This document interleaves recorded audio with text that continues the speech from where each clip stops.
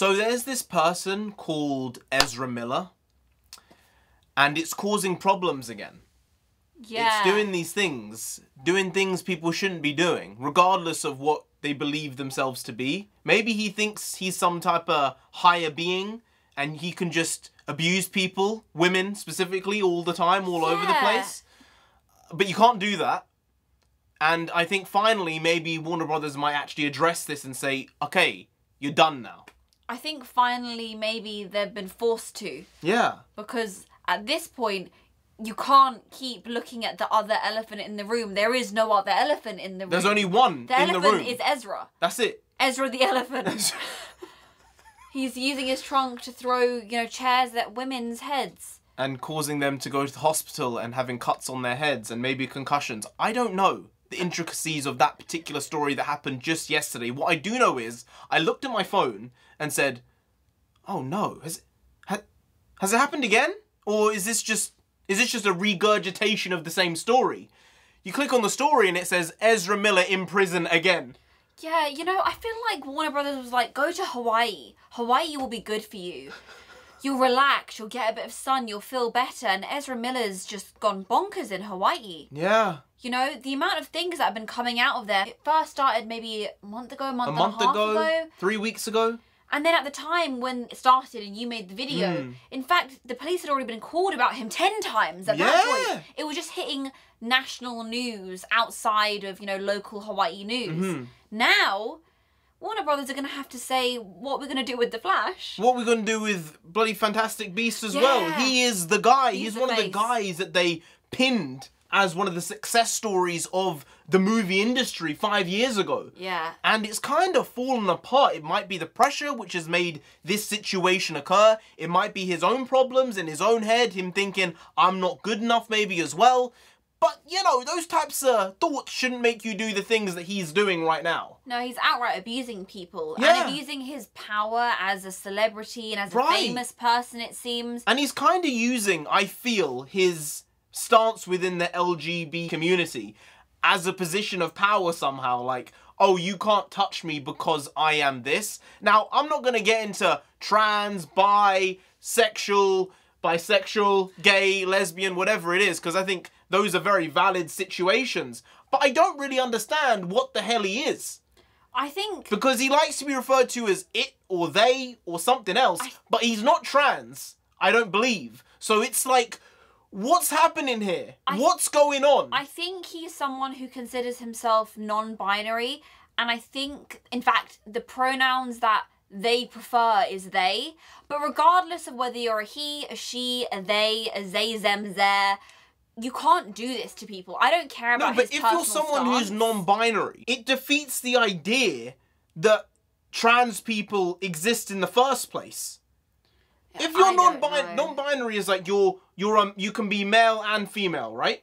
I don't know what the actual definition means. Or is it that you're attracted to men or women? No. This isn't about who you're attracted to. That's gay, lesbian, straight. Right, so it is to do with your male or female. So someone who's non-binary is someone who is male and then says that they're female afterwards because of their own belief within themselves. But that itself defeats the idea of trans being something that you are. Because if you can just change your gender whenever you like. I thought what you're describing was called genderqueer. I don't know these technical terms. I really don't, but what I do believe is this guy, this person, I'll say that, is utilizing and abusing his own power as a celebrity. And I think it's just gone way too far. We don't normally talk about these things. We don't. We don't like getting into celebrity business. No. We are nobodies. No. And no one really needs to know what we have to say or think about it. But when it's coming to these billion-dollar ideas, franchises, stories that we like to watch and engage with and actually be a part of, it's like this guy's messing this up for tens and tens, hundreds of millions of people across the world in some ways. And also, Ezra Miller's also messing it up for the people who are working on these films. The sets. The sets, the crew, the co-workers, the people who make them be able to sit in the chair and get the job done. Everyone surrounding that, they're going to have a question as to whether they have a job anymore in these certain studios for his films, for their films. Yeah. right? Because if Ezra Miller isn't being brought back and there's no longer going to be a Flash 2 or a Flash film, right. those people are going to say, well, maybe that's going to be knocked off my roster and I'm not going to get paid for that. I'm going to have to find something else to do in that time. I'm going to find another job in that 3 months. It's true, and it's all up in the air. When you look at the Flash movie, I talked about it in that video, specifically about the Flashpoint movie and how it's all over the place. I think there are bigger problems than Ezra Miller. I said that in that video. The writer is the same person who wrote Birds of Prey. And that was an absolute abomination. I think really the only other DCEU film worse than Birds of Prey may be Wonder Woman 1984. That might be the only one that's worse. And that is a really low bar, because that film should never have been made. There is no positive factor to that movie. There's not one. That is low praise. It's high one praise of those or where the you feel opposite. you had this much money, you had these creative minds on it, and this is what you made. It's a bit disgusting. It's a bit rank. At least Birds of Prey was, well, nothing really, but it wasn't as bad as Wonder Woman 1984. With this, they brought that same writer on to essentially retcon the DCEU. The person to save the DCEU was the person who wrote Birds of Prey and made a flop. Why would you give that person the reins? I don't know. How does that make sense? How does that decision get made from the higher ups that we're going to put it in this person's capable hands when they're not capable, right? Yeah, I don't know. Misstep after misstep after misstep, I think. I think that's the way it's going. And I'm not enthused by it. I think Ezra Miller needs to get gone at this point. I think from this, he needs to go to rehab. Yeah. He needs to go and get the help that it needs, they need, the person needs. And that should be the end of it. Maybe in 3-4 years' time, he'll come out and be rejuvenated and be a different person. Maybe. He might. Maybe it's the machine of Hollywood. Maybe it's the pressure, like you said. But I think... Or maybe he's just a dickhead. I've always got creepy vibes off him. Before any of this other stuff came out about him, 5-7 years ago, I thought, I don't like you. You know, you get that vibe off of someone. It's like their aura. Even if you know them, you get it in person of anybody. But especially sometimes with film stars, you see them in press junkets or in interviews. And you say, I don't think I'd get along with you. I don't think I'd like you. You just get that feeling, right? He has always seemed, like a creep. Like Gal Gadot. There's no I get other good way. vibes off of Gal Gadot. Yeah. Henry Cavill. Good vibes. Good vibes. No problems Nice there. guy. I'm like, okay, you seem like someone I can get along with pretty well. Yeah. Ben Affleck, a bit dark. Maybe a bit tortured. He's been through some stuff. But I feel like I could have a decent conversation with him. But Ezra Miller, I'm like, I don't know. Even Ray Fisher, the guy who played Cyborg, I'd be like, yeah, I can talk to you. But him, I'm just very wayward with. I don't know. I feel like Ezra Miller is in a dark place and Ezra just needs a lot of space and some help, you know? Maybe these incidents with the police and with these individuals, often women, is a cry for help. And I hope that the people at WB see it as that and say, we need to get the help. My question is, he is obviously specifically going after women in these altercations where he's actually abusing and physically assaulting somebody.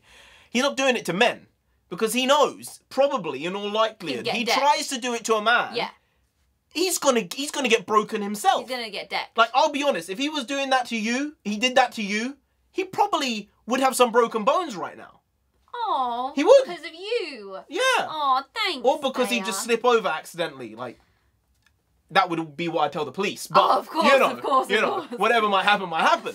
But you can't just do it. You can't. You can't just throw chairs at people. And there's been this thing where he was threatening people's lives and saying some really disgusting words to women and threatening them and things like that.